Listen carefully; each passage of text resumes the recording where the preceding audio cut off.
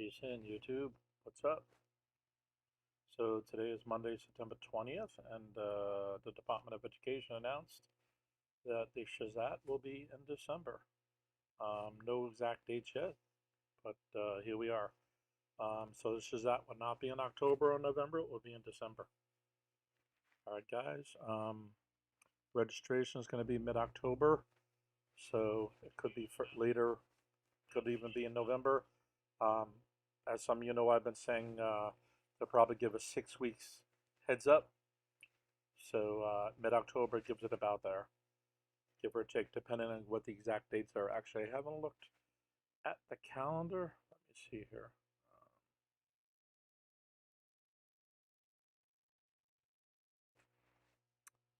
Let's see. So we have December 4th, the 11th, and the 18th are all possibilities.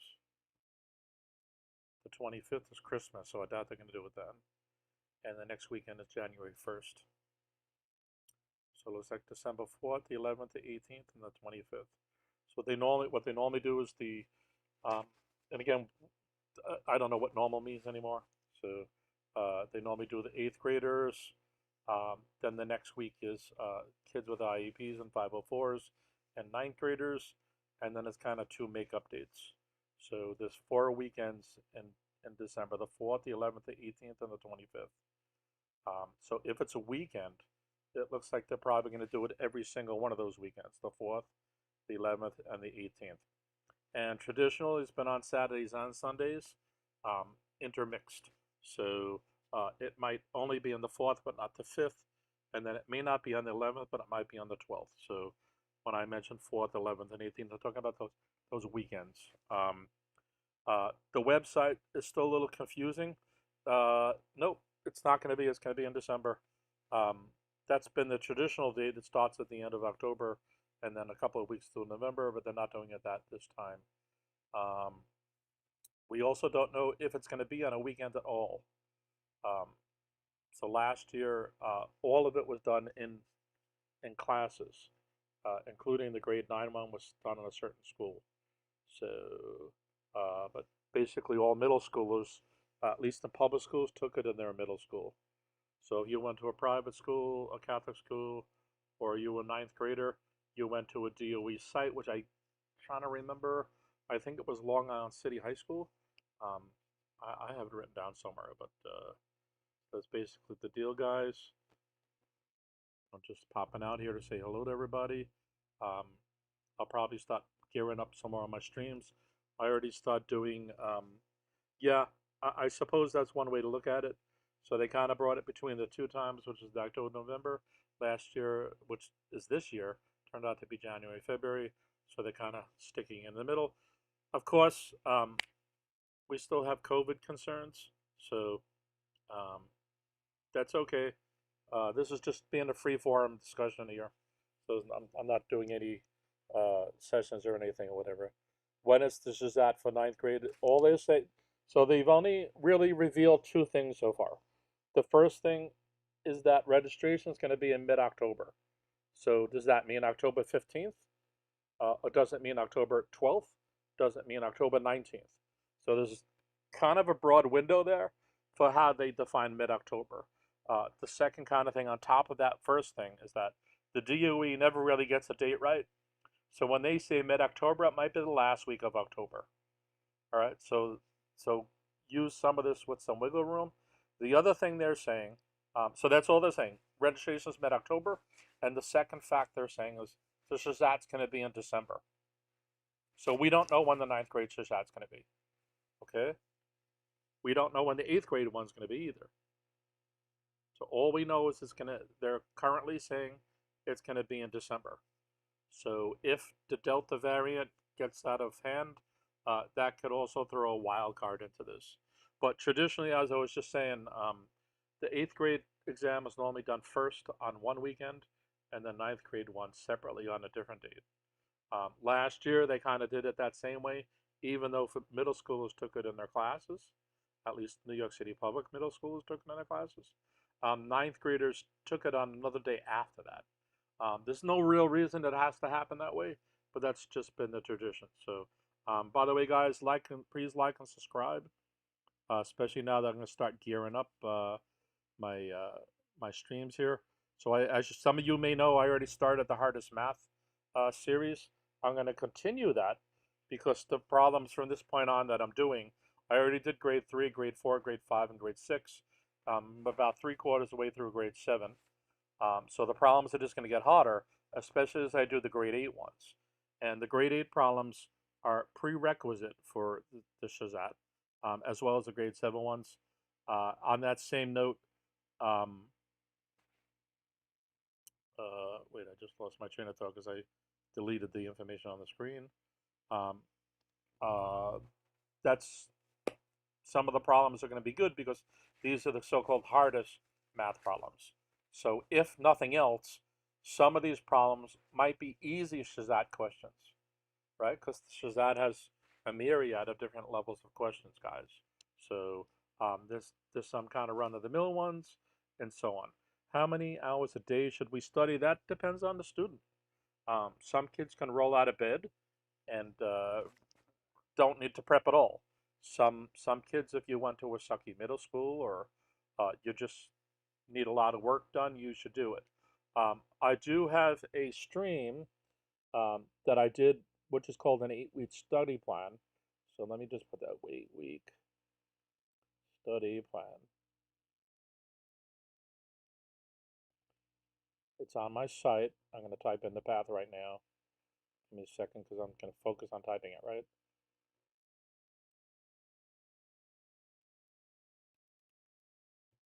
So it's at GregsTutoringNYC.com/SHSAT dash FAQS. So SHSAT facts at GregsTutoring.com. And if you go to maybe the third or fourth uh, YouTube live stream I have on there, it has an 8-week study plan. So if today's September 20th, you have till October, till November, and depending on exactly when it is. So it's about, let's say, 2.5 months here. So the 8-week study plan there, you can obviously expand out into the 10 weeks that's going to be going on here. So in that stream, I talk about how many hours you should probably plan to spend on it. 2 months for a lot of students is enough time to do this, including while school is going on. You know, you guys did just have the whole summer to plan some of this out. I get it. You may have been on vacation or even had a part-time job and other stuff like that. So I get all that. You guys can always hire me. I'm a tutor. So this is what I do, and I'm good at it. Anyway, if you look at that, click on the link that's under the SHSAT facts from my site that deals with the study plan, and it kind of lays out, it discusses how to split up your time, how many hours you might need, things like that. How can we improve on the math section of the SHSAT? Well, all sections kind of have the overall ruling, which is that you kind of have to have done all the prerequisite work. Which is what I was just talking about. If you look at my hardest math series, which is at GregsTutoring.com, let me type that in. It's just one idea of many.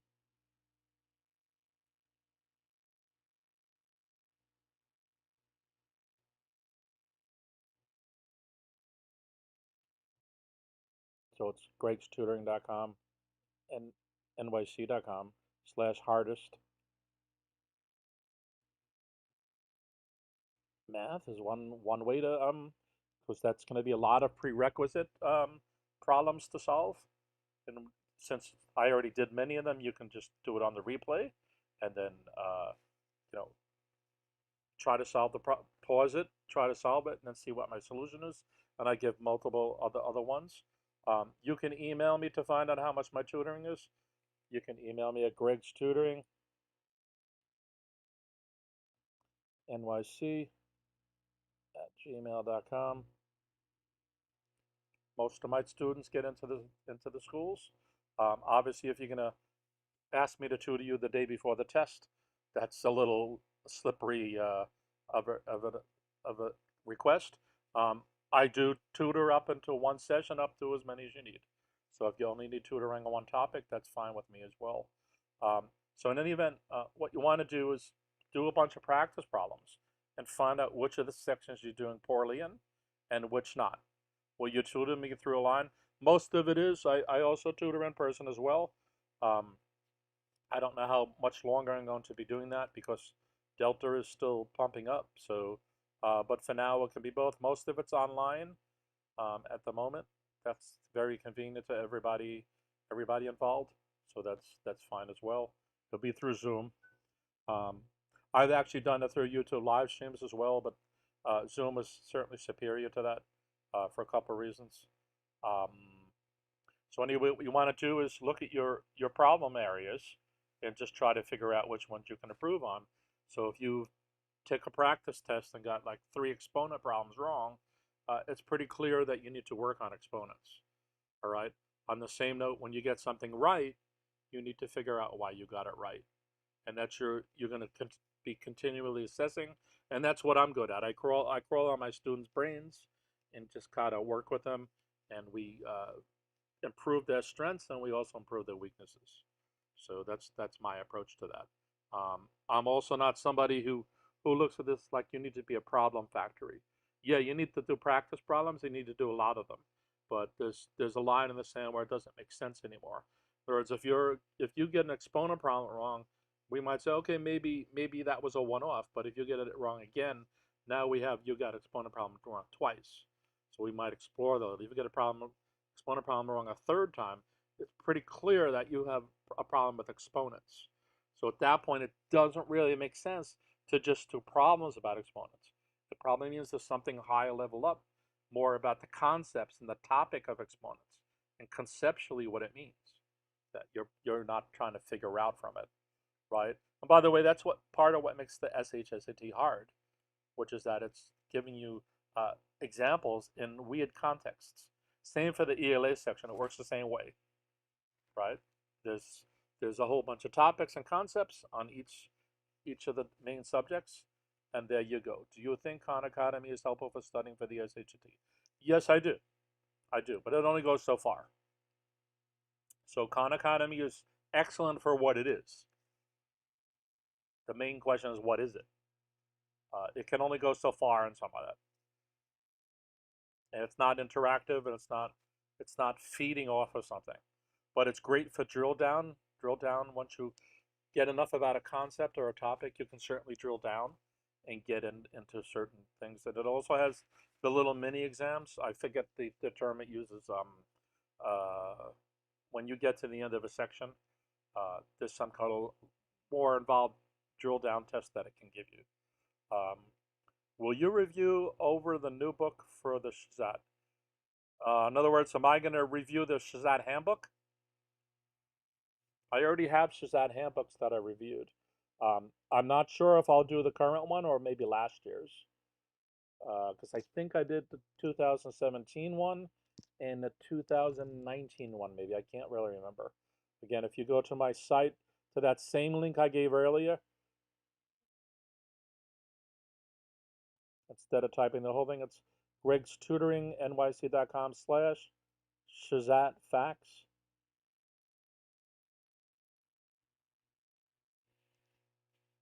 There'll be a link to handbook reviews. So I have 2 levels of handbook reviews. One is just basically my feelings about the handbook, and the other is where I actually go through every single problem in the handbook, one by one by one. Okay. That direct link, by the way, is GregsTutoring.com/SHSAT handbook reviews. Or it could be let me double check that. Give me 1 second. I can't remember if we put an S on it or not.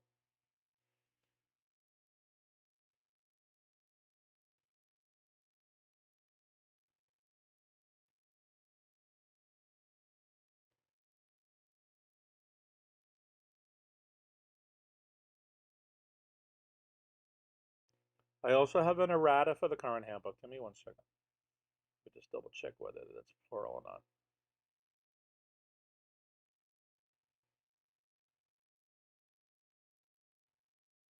SHSAT handbook reviews. Okay, no, that's good. All right, give me a second.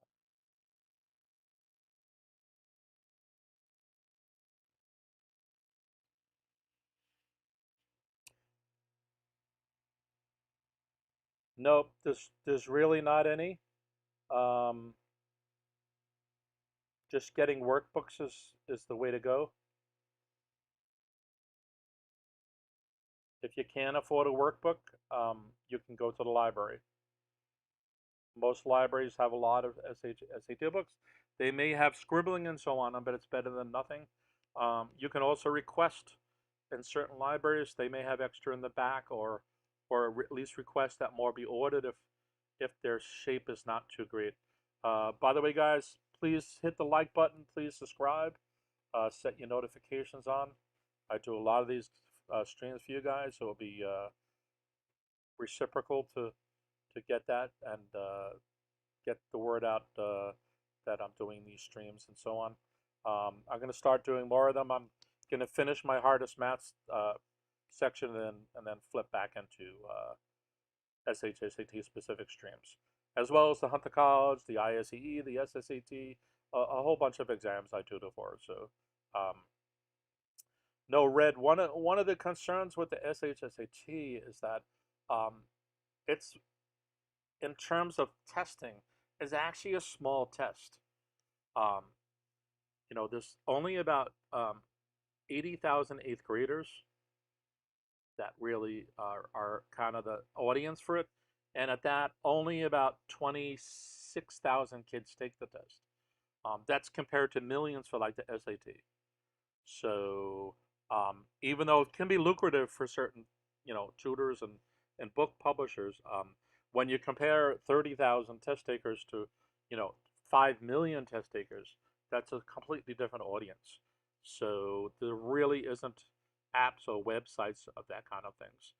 Some of the tests do overlap, but that starts getting a little dangerous to kind of delve into, because they're not the same tests. I know some students who've used the SAT to prep for the SHSAT, and they've come to regret it. A lot of them did not get in their schools. Their logic was, well, if I use this harder exam, it's going to help me with the SHSAT, which theoretically is simpler. And it turns out, because the SAT uses different question styles and is testing on different stuff, and in fact, the purpose of the SAT is different than the purpose of the SSAT. So there's weird things that happen there, and it doesn't scale backwards. It sounds conceptually or theoretically easy to say, well, the SAT is harder, and if I can master the SAT, then I should be able to do really well on the SHSAT. But it turns out that for a lot of students, that turns out to not be true. So a kid kind of has to be a genius to be able to do that. You're better off using the right material. There's enough workbooks for the SHSAT that you really shouldn't run out of problems to solve. I just did a couple of weeks ago a review of the current workbooks. So that's also through that SAT-FACS link at my site. It's maybe one of the top 3 YouTube links I have on there. So if you go to there, it'll talk about what some of the current books are and kind of how you should proceed through it. Do you help with the regents as well? Yes, I do. Yeah, if you look at that little list on the screen, that's a lot of the tests I do. The SSAT, the ISEE, the Bergen County Academy test, the TACHS for the Catholic high schools, the PSAT, the SAT, New York Regents, and all the New York State tests as well. Just the Hunter College high school exam. I also tutor for smaller schools, whatever, as well. Do you think for 9th it'll be in January? So far, they're not. They're saying it's in December. So no, I don't believe that. If Delta throws a whammy on the thing, maybe it'll turn out to be that way. But right now, from what they've said, all the SATs are going to be in December. In 2 weeks, they may tell us something else, but what they're telling us today is that all of them are going to be in December.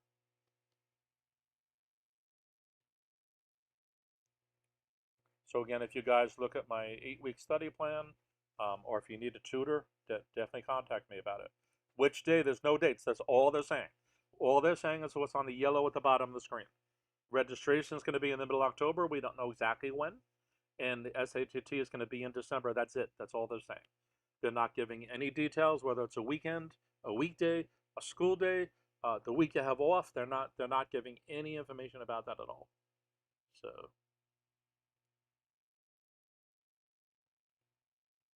it's a little disappointing. I know it's frustrating. It's frustrating for me. I'm not even taking the test. So all I can say is normally the 9th grade test is not from the very first test day. So normally the 9th graders get another week or two to finally get their exam. And then there's makeup dates as well or whatever. So probably early December. There's only 3 weekends. If it's weekends, it can only be December 4th, December 11th, or December 18th. Those weekends. So it could be a Saturday or a Sunday. Is there a possibility that the SHSAT date can change? Of course there is. Especially with the DOE. The DOE pretty much does whatever they want to do. So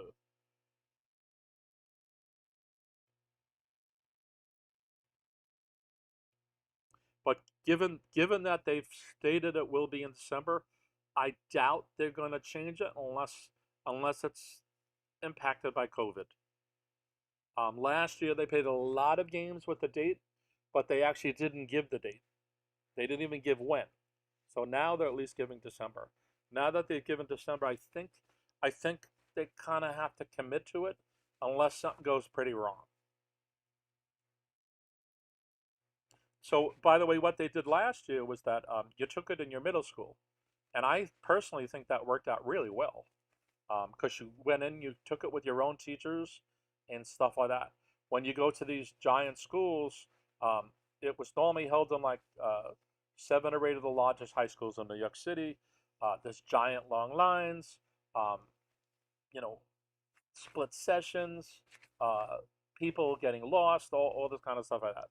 So I think that, that was it. I go to CSI, but I want to go be at Stuyvesant or SIT, and I didn't pass the SHSAT in 8th grade. Okay, right.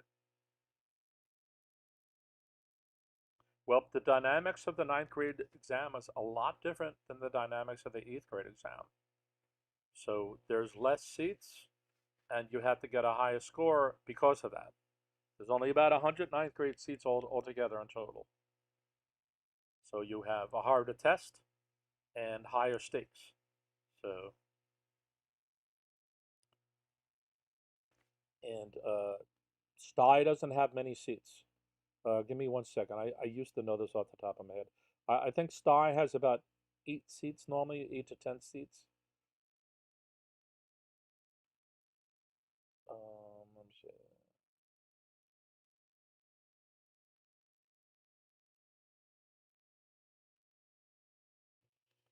Yeah, let's see here. Stye normally has about 10 seats, and SIT has about 4 or 5. So that's not a lot of seats there. So you're looking at 15 seats. If you're looking at Stye and SIT for grade 9, doesn't mean you can't do it. You should also have some sense of what you're trying to target for if you already took it in 8th grade. You're probably prepped. Maybe you didn't. I don't know. But you should have some idea of the structure of the SAT and so on. How many seats for Stye in 8th grade? I think it's 800. Yeah, 850. And these numbers are not exact. It depends on how much money the DOE gives them, how many seats they can still fill, things like that. So, and SIT has 300 normal seats for SHSAT 8. About 300. These are not exact numbers. Brooklyn Tech has like 1,600 and about 110 9th grade seats. Tech is the largest school. I think it's the largest school in the city, I think. No, I don't think. I know. I went to Brooklyn Tech, and one of my kids went to Brooklyn Tech as well. Yeah, Tech has about 35 grade 9 seats and about 1,600 grade 8 seats.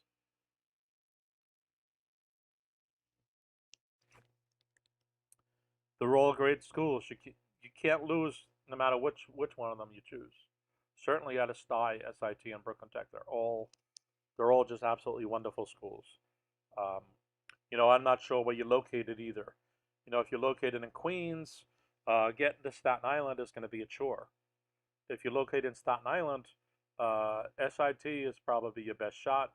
Although getting to STI right off the ferry there is not going to be too bad a deal either.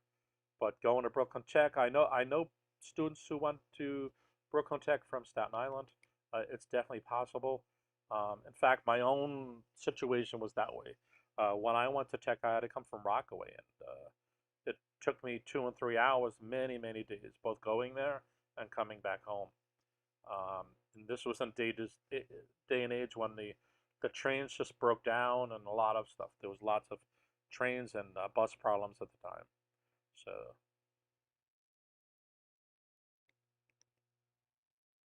and I don't even think I think we had to pay. I think we had a bus and train pass, but I think we had to pay something as well, like 10 cents or something like that.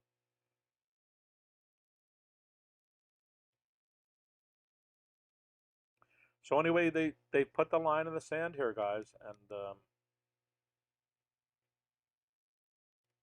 if you were thinking of it, you need to stop prepping. There's no doubt about it now. If the exam was postponed till June or something, theoretically it could be, but if they did January and February last year, you get 2 more months. But at this point, that's it. That's it. You know, if you're taking it as far as December 18th, I doubt they're going to do it after that, even if it's in school. So that's where you are. So there's literally 3 months to October, November, December. At most 3 months is your study thing here. So we're under 100 days. You're like 90, 92 days or whatever.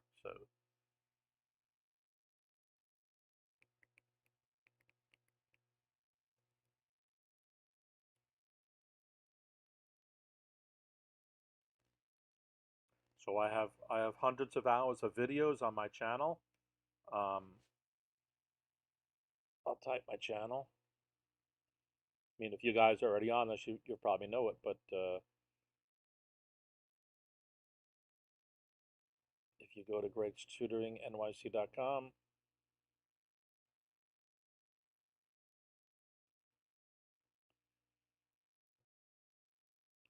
/YouTube in lowercase, it'll bring you to my channel, and you could uh, look through it backwards by date. I think it is. So there's hundreds of videos, hundreds of hours.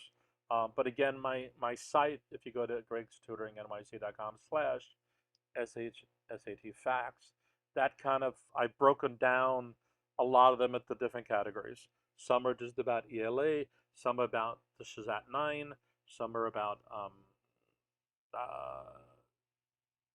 poetry. So some are broken down to describe the different topics. So again, if you go to that SHSAT-facts, the first one or two talk about the math topics and the ELA topics. Then the math topic ones talks about grade 8 versus grade 9. By the way, remember, if you're taking the SHSAT 9, you must know everything and be a master of SHSAT 8.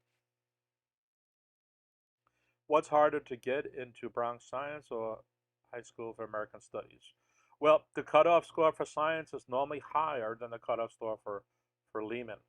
So Bronx Science is normally the hardest school to get into. But it depends on where your rank is.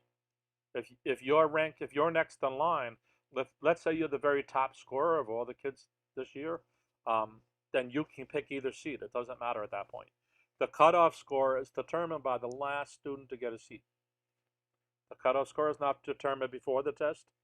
It's not even determined after the test. It's determined just by giving out seats in rank order. All the students are lined up by the top scorer down to the lowest scorer, and it just says who's next, who's next, who's next. And out of whoever's next, it picks your priority choices. So if you ask for Lehman first, you're going to get Lehman. If you ask for Bronx Science first, the easiest, that's a hard question. I think they're all good schools. Um, I I think at that level that they're such quality schools that trying to pick the hardest or the easiest or the best or the worst. Um, just to give an example, a lot of kids are like Lehman sucks. No, it's one of the best schools in the whole country. You know, you know, a school like Stuyvesant gets a lot of publicity and has a lot of street cred, and it's normally considered probably the hardest one of them all. But that's up to you guys to determine too. You know, if you go to Stuyvesant and take all AP classes, well, that's going to be hard. Okay, and it's up to you. If you want to compete with the rest of the students, then you're going to take harder classes and compete. But you can also go to Stuyvesant and not. You know, there's a lot of this talk that Stuyvesant you don't sleep and all this other stuff. It's your choice. Then don't take 6 AP classes at once. You know, things like that. So part of it, you can determine your own destiny. So there's things like that. But they all have, you know, they're all are deep into advanced math classes and, you know, a lot of literature and kind of stuff like that. That said, the STEM schools are really Brooklyn Tech, Stuyvesant, and Bronx Science. Lehman and City College High School is normally considered like humanities schools. But that said, you know, I went to Brooklyn Tech and it was super hard to take my English classes. And on the same note, if you go to Lehman or something, you know, you're still expected to totally ace your math classes, right? The same is true, for instance, like something like Townsend Harris High School. Townsend Harris High School is not a specialized high school, but it's still one of the best high schools in the country. Um, and Townsend Harris is known to be a humanities school as well, but they have some of the highest math proficiency ratings of anywhere, including SAT scores, the math section of the SAT score and stuff like that. So you just can't. It's hard to make this delineations between these schools. So I just like to say they're all good, and just it's up to you at that point. Um, you know, obviously, if you want to take like a computer class, then you're probably not going to go to Lehman because they don't have a computer class. Okay.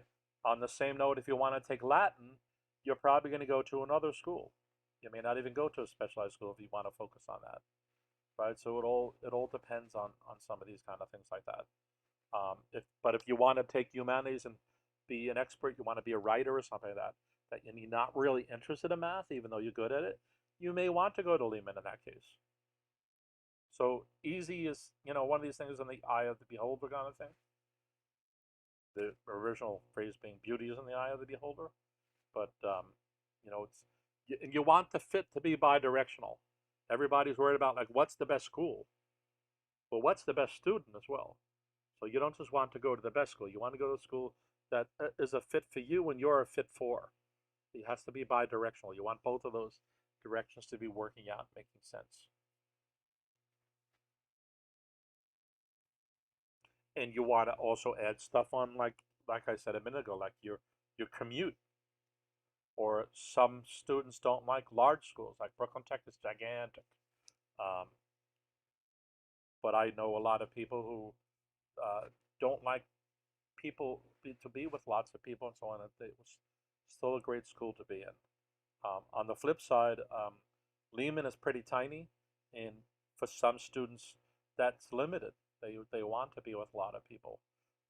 Also, on the flip side, the smaller the school is, the less opportunity there is for it to have a more variety of classes in them. So that Brooklyn Tech was known for that. In fact, in Brooklyn Tech, you get to choose a major for your 3rd and 4th year. So that alone is enough reason for some kids to choose tech. So, and they have various, you can take computer stuff, aerospace, medical things like that. So some of the other schools also have themes, but tech kind of has the most there.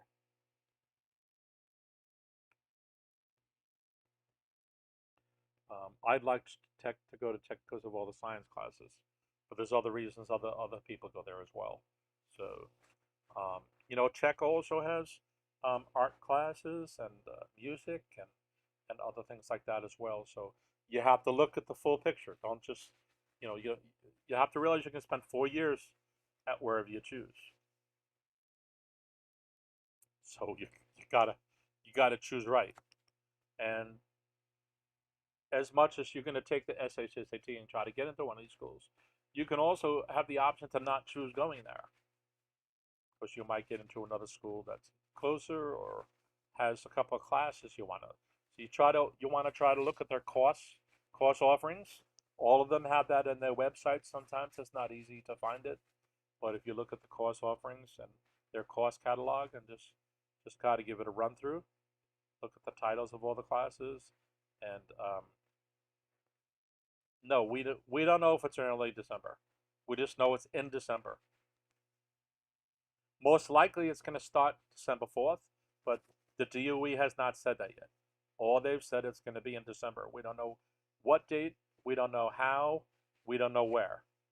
So, because now we have two models. In the past it was on weekends, and last year they did it in your classroom. So,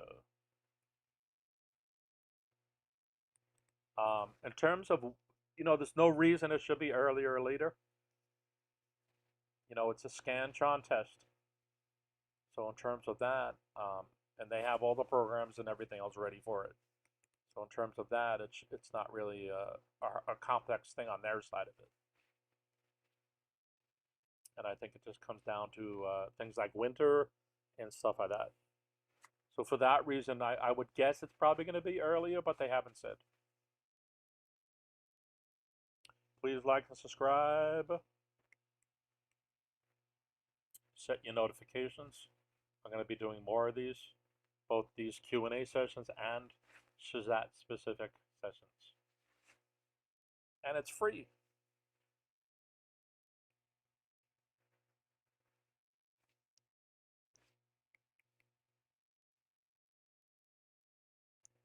Most of these I don't come on the screen if you read the text on the side. I just pop on every 5 minutes to try to answer questions. I also try to use it as a forum for you guys to kind of talk with each other about your school choices and bounce ideas off each other.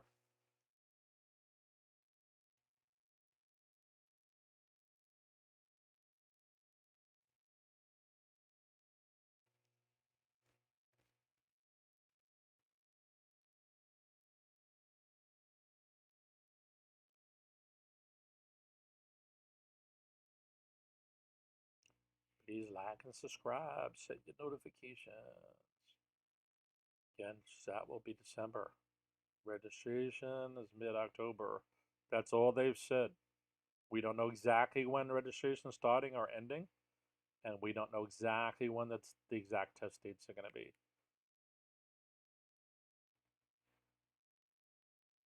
Anyway, since that's a given, start balancing out your time. I already bought all the books for the SHSAT and finished them. What should I do now? Buy more books.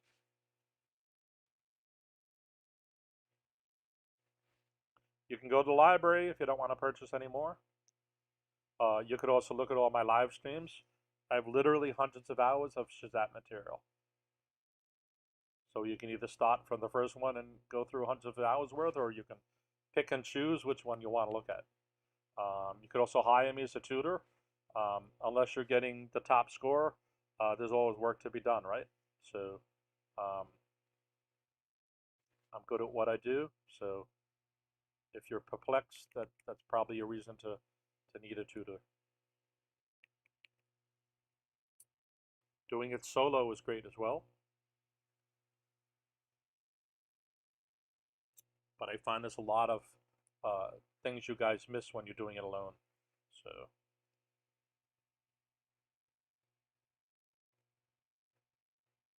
for instance, if you would ask yourself, is there any topic I still know nothing about? I bet you could come up with one thing. And you probably know that you're rusty on a certain, let's say, math topic, or maybe you don't know what main idea exactly is yet. You're kind of guessing the ELA questions or something, right? So this is not a guessing game. This is actual answers. There's only one answer on the math of the ELA. So If you're still confused about stuff like that, then you're basically flipping coins to do your answers. So, and like I said, you can always get more books as well. Remember, this test is about concepts and topics. It's not about doing more problems. I've spoken to and worked with kids who have been disappointed, where they literally did thousands of ELA passages and tens of thousands of math questions and still did not know the material. And it's because they never looked to see exactly what the concept and topic was that they were trying to solve. And what they were trying to do was game the questions. You can't game the questions. There's 100 math topics and 100 ELA topics, right? And from there, the subtopics. And from there, they can tweak it. So there's literally hundreds of thousands of question choices they can ask you. Literally hundreds of thousands, if not probably millions. And the test only has 114 questions on it. So you need to be prepped for all the topics and all the concepts. Not just, you can't just see, oh, that problem number 5, I saw that problem number 5 on 2 practice tests. Well, you know what? On test day, problem number 5 is not going to be on your test. So you guys need to be prepped and ready for basically anything that can be thrown at you.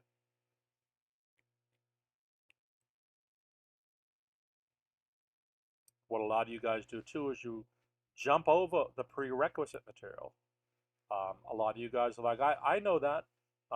My own students, I work with grade 7 material and grade 8 material before we actually get into SHSAT material. Because it turns out that most of you, when you take your practice tests, the majority of questions you get wrong are actually not hard questions. You know, once you get into the flow and you take your first 1 or 2 practice tests, that's probably true that it's the hardest questions you're getting wrong the most. But once you get a certain level of proficiency and you go up that thing and you're starting to plateau, most of you are getting what's called the silly errors wrong. And it's because you don't know the material. It's easy to say, oh, I knew that. Well, then you shouldn't have gotten it wrong. All right? If you had to choose one study book, what would it be? I don't know your proficiency, so I can't answer that. I did a live stream about that a couple of days ago, about choosing workbooks. So you may want to look at that. If you look at, I put the links earlier, but if you go to my website, which is GregsTutoring.com, I'm going to put dots for that, NYC.com/SHSAT-facts. And one of the first links is to a live stream I did about workbooks. So if you look at that, you get a better context of what I'm trying to say right here about that. There's definitely better workbooks than others, but I already discussed that in the other live stream. So, and there's not one. There's not one.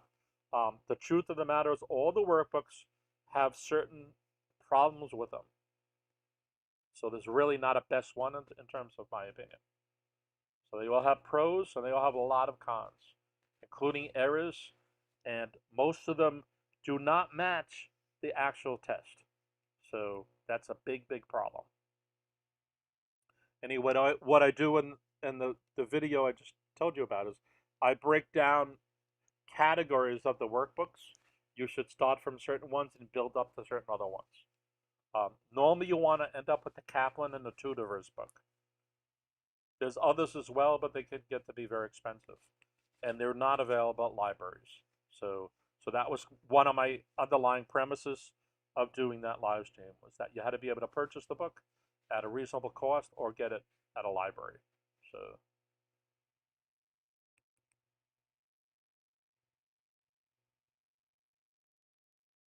what you want to do is, because the test has an assortment of questions. Some of the questions you might look at and say, this is so easy, I can't believe it's on this test. And some are so hard you can look at and say, I never saw this before in my life. And then there's everything else in the middle. So you'll want to get easy questions, hard questions, and middle questions. And that's the way the test works. There's other tests, like when you take the New York State test, that's written, and the purpose of that test is to test your knowledge. And you're supposed to get a top score on that. The top score, 800 or whatever it is, right? The SHSAT has a different purpose and a different premise, and is written for a different reason. You're not supposed to get all the questions right on the SHSAT. That sounds weird to say that. Of course, you want to. You should strive for that. But that's a unicorn score. All right? So the truth of the matter is, on test day, you're going to get a multifaceted test. And you want to match that everywhere. And remember, too, that even easy questions, like I just said 5 minutes ago, these are the questions most of you get wrong, like 10 of them. If you're going to get 10 easy questions wrong, you're out of the school. You didn't get a choice. Right? So you want to make sure you're doing those as well. Which is complicated for a lot of kids. Because it's easy to think, I know this material, I know this material. Well, if you know this material, you should be getting a top score. And yet most kids, I've looked at enough kids' scores and worked with enough kids and things like that, that out of the 114 questions, most of you are going to get 10 to 20 questions wrong that you should have known the material for. And 10 to 20 questions is it being in the zone where most of you will not get a specialized high school offer. Okay? And you have to remember how the test is scored. You know, there's raw points. You get 1 raw point for every question you get right. But the way it works is, until you get to about question number 40, on average, you're getting about 4 points, 4 scaled points per unscaled point, per raw score. But once you pass 40, let's say you get like 47 right, you might be getting 10 points per questionnaire. Right? Not question number 47, but 47 right. So the more questions you answer, the more they're going to be worth. So you want to be able to build on that as well. So when you lose 10 questions, say in the math section, because of quote silly errors, you didn't lose 10 times 4 points. You didn't lose 40 points. You probably at that point lost 100 points, right? 100 points is a huge swing, right? So if the cutoff score for Lehman is like 500, and you just threw away up until 600 points, right? That's it. You're done. So even if we say you threw away 5 silly answers, that could be 50 points. 500 to 550 get you in the school. So you want to meet the minimums plus wiggle plus a little more. So it can be hard to deal with. And that's part of what makes this test complex. It's a hard exam. There's certain people who say the test is easy. It's not. If it's easy, everybody would be getting the top score. So, and what happens too is, once you get a whole bunch of challenging questions, your brain is starting to slow down. You're getting exhausted. You're tired. Your adrenaline's already pumping. So when you finally get an easy question on the actual test on test day, you might still get it wrong. So that's why you're trying to prep and be prepared now. Okay. And again, it's not just about doing millions of practice questions. It's about understanding what the topics and concepts are. And of course, this test taking skills, right? You should learn how to pace. You should learn how to do the process of elimination. You should know how to read a passage. I've discussed all that, right? Thank you. I also have another question. What score should a student aim for on the last test before the SHSAT? Don't do it that way. 57 out of 57 is a great score, and 47 out of ELA is also a great score. Don't do it based on the last test. You have to average the last few of them. Remember, your source is not the actual test. No matter how good the workbook you're using is or how good your tutor is, you're not using the real test. The only real test is the test you get on test day. So you can't say my last score was this. You have to average out your last few scores. You know, definitely don't include the first few ones you did. And also depends how you prepped. I'm not somebody who believes that you should be taking 50 practice tests, 5-0. I know kids who's taken 100 practice tests. I think that's demeaning and it's inefficient and it's actually unhelpful. So most of my students, at most, we do a dozen tests. At most, a dozen tests. So I might average the last 3 or 4. Because what you're doing is when you get close enough to it, you're trying to hone where are my strengths, where are my weaknesses, and what do I need to work for. And every single time you take a practice test, you have to reassess yourself from the ground up. Did I improve? Did I not improve? Am I still confused? What's something I still know nothing about? What can I build on? And you want to not only build your weaknesses. A lot of tutors only help students with their weaknesses. I help people with their strengths. Remember too, as much as this exam is about math and English, it's psychological more than anything. So on test day, you want to go in being a boss, that kind of a thing. See a few more people in the lobby. Please like and subscribe. Let's go. Let's do it. Smash that like button.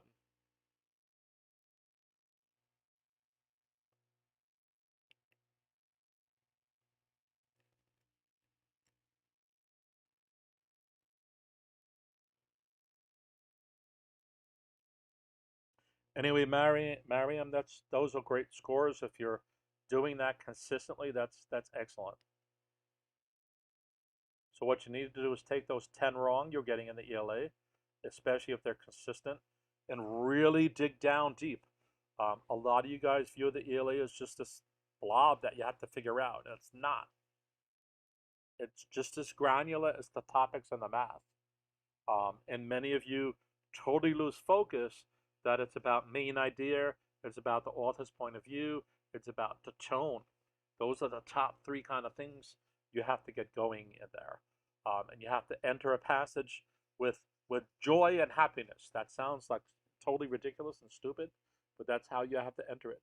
Because the truth of the matter is, you guys getting dry, boring passages that are just, they're not informative really, and they're not, they're just, you just want to scream running out of the room reading them.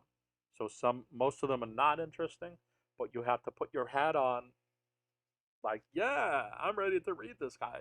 That kind of a thing. Just approach it that way. But that alone is not going to get you the score. And it's really about, you also have to understand that, especially the reading comprehension, it's not just about your reading comprehension of the passage. It's about your reading comprehension of the question and your reading comprehension of all the choices as well. And often the answer comes down to one word. One word in the question, one word in the choice, and one word in the passage. And your job is to figure that out. Sometimes it's deceptive. It's kind of like, when you get a vocabulary question on one of these, and you have to figure it out by context. Well, the questions are often set up that way as well. And you need to figure stuff like that out too. You also want to look at your skill set. Like, are you bad at figurative language? So therefore, you're not going to do well in the poetry. So is that something you should hold off until last? Or should you do that first? That's the kind of a thing there. There's certain authors, when it uses like old English phrasing from like the 1700s, is that what kind of gets you messed up? Or is it really just like science passages or whatever, right? Each little corner of the genres has their own little, there's the overall approach of doing it, but each little genre has its kind of own little idiosyncrasies that you need to worry about how much should we be getting wrong on practice tests. Well, ideally nothing.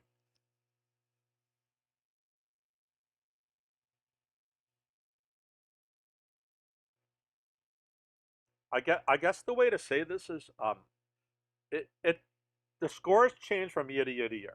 The cutoff scores change from year to year to year, and so it's hard to actually give an exact number. But that's it. If you're not getting 35 right, and the way, before I say that, but the way the test sections are done, they're added together. So it's your composite score that matters rather than your independent section scores. Other exams have done different way, where like if you got a 90 on the math and like a 50 on the English section, and a certain school was a STEM school, they might say, okay, he got 90 in the math, he's in, even though his ELA was bad. So in the SHSAT, they're added together. So, so what I'm about to say is average. On the average, you kind of want to have at least 35 right on each section. Okay, that doesn't mean you get into one of these schools. So I'm just talking about the absolute worst case scenario is to get under 35 right, and from there, as you get each one right, you're going to build up and up and up and up. So if I'm saying you want minimum 35 right, you probably want 40 right to at least finally get into one of these schools. Okay, and then from there, there's the next 17 up to 57. You have to realize too, there's this concept of field questions, and I don't know if they're going to come into play this year because so far they're not mentioned anywhere. So I don't know how the DOE is going to handle that. In other words, the SHSAT handbook always talked about field questions, and all of a sudden this year it's missing. It's not described in anything yet. So I don't know if it's an oversight or there's not going to be any field questions this time. And field questions were important. There was 10 in each section, and they didn't get scored. They didn't count on your score. So there's that kind of a thing. What you want to do is shoot for the unicorn, which to get as many possible. Once you guys start making lines in the sand, like for Brooklyn Tech, I need this, and for Stye, I need that.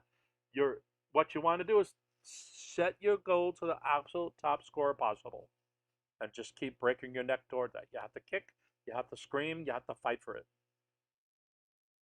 Am I allowed to use lead pencils on the test? You need a number 2 pencil. So I'm not sure what you mean by lead pencils.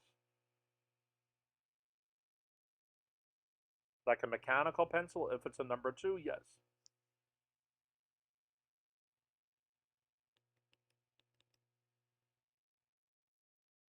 There's no more lead pencils anymore, so I'm not a little unsure of the context of your question. Unless you're an adult. I might call them a lead pencil, but my kids probably don't know what I mean when I talk about that. I think now they're made of graphite or something. So, and if you actually have a pencil with lead in it, I wouldn't use it because that's toxic. You don't want to get lead on you.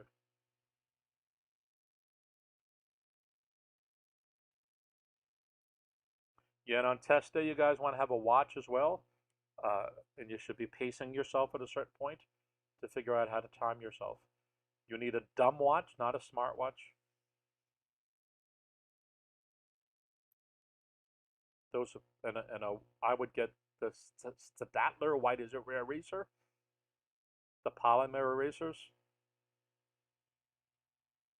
either from Staedtler or Elmer's.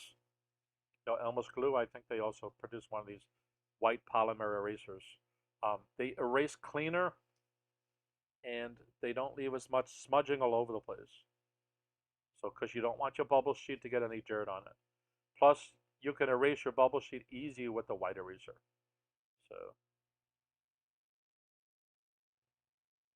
I often do a stream about that when the test date gets closer. In fact, my website has a link to that. What you should bring on with you on test day. Let me see here.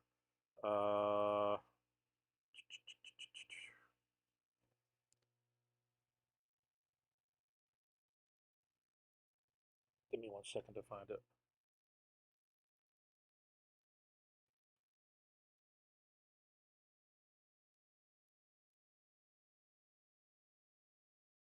Yeah, what to bring with you on SHSAT day.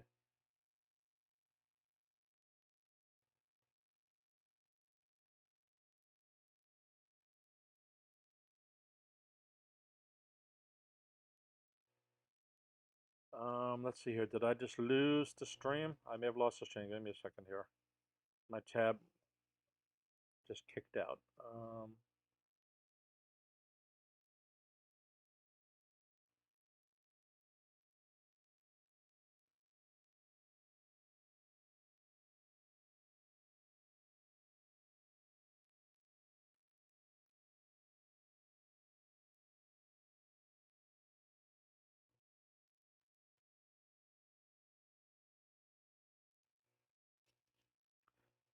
Let me throw this out too, because I also have an errata for the current SHSAT handbook. Let me find where I put that link.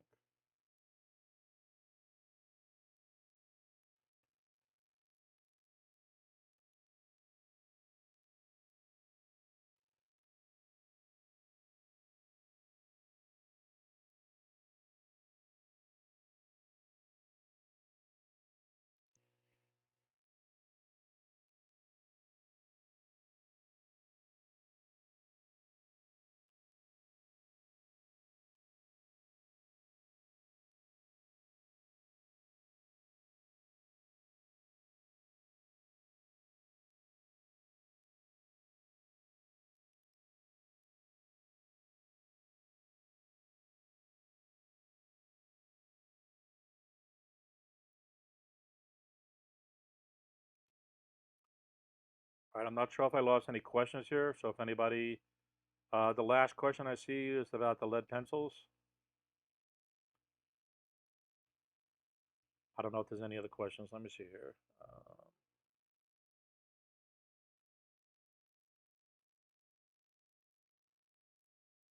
There's something still not right here.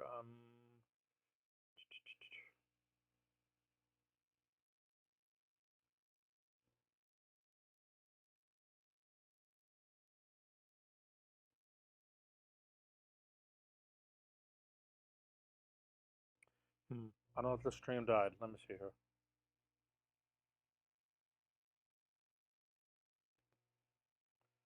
I'm gonna log in from my phone.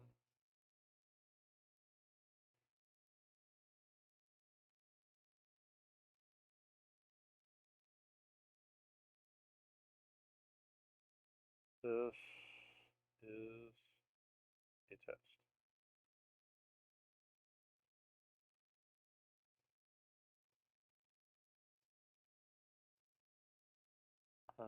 No, I'm not seeing anything.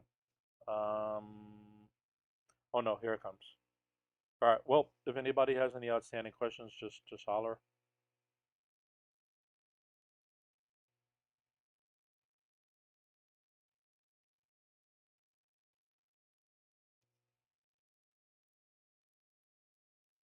Please like and subscribe.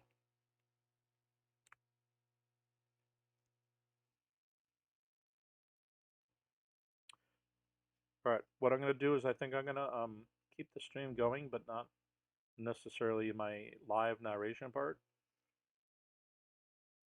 and you just keep popping back on. If I need to enable this again, I will.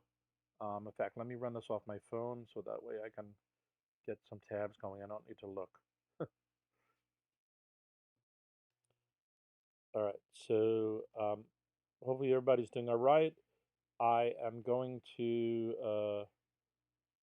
let's see, how can I do this? I'm going to get rid of me, bye, and I'm going to silence myself. All right, I might pop back in. Certainly by text I'll be looking, but if anybody needs, yeah, I'm still gonna hang around. I'm just not gonna go live anymore. All right, peace out, people. And if I see something interesting, I will certainly text the answer. If it's more interesting, I'll come back live in person. All right, guys, have a good night. I'm gonna hang out. I'm gonna keep the stream running, and if somebody has a good question, I'll come back. All right.